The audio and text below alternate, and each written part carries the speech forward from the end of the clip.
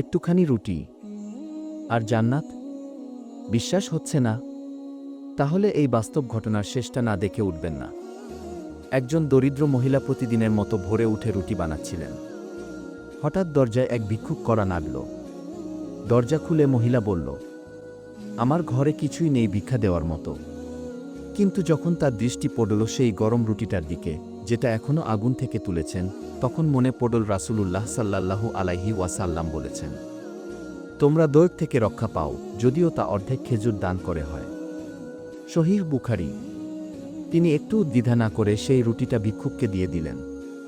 সেই রাতেই তিনি স্বপ্নে দেখলেন তাকে একটি বিশাল নূরের উপত্যকায় নিয়ে যাওয়া হচ্ছে। চারপাশে ফুলের সুবাস, শান্তির বাতাস। তিনি জিজ্ঞেস করলেন, এখানে আমি কিভাবে এলাম? এক ফেরেশতা বললেন, তোমার সেই এক টুকরো রুটির বদলে তোমার জন্য জান্নাতে এই স্থান নির্ধারিত হয়েছে গি। ঘুম থেকে উঠে তিনি কান্নায় ভেঙে পড়লেন। ভাবলেন, এক টুকরো রুটি, যা তার নিজের সন্তানদের খাবার হতে পারত, সেইটুকু দান করাতে আল্লাহ তাকে জান্নাতের ঠিকানা দিয়েছেন। শিক্ষা।